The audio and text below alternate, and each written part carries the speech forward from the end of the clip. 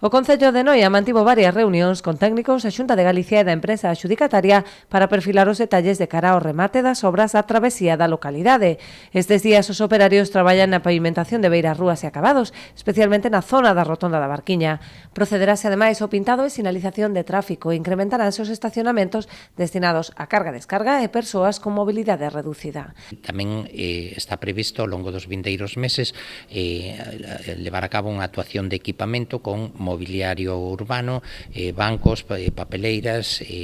algunhas jardineras que permitirían tamén mellorar o aspecto visual e darlle un aspecto máis humanizado á calle. E tamén ao longo das vindeiras semanas van a levar a cabo os traballos de instalación das arquetas e as acometidas para poñer en servicio o alumbrado público que de momento está dando servicio ao alumbrado antigo e vai a supoñer tamén a retirada dos postes de telefónica, fibra óptica, postes de fenosa e alumbrado e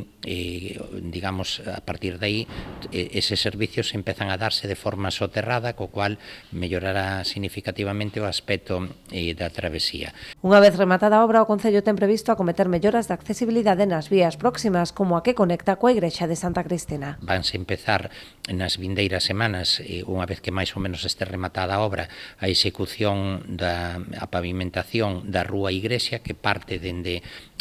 precisamente dende esa travesía de Vista Fermosa e vai prácticamente ata a igrexa de Santa Cristina, onde está previsto a renovación do firme e tamén a execución de unhas beirarrúas para mellorar a accesibilidade e a seguridade nese punto.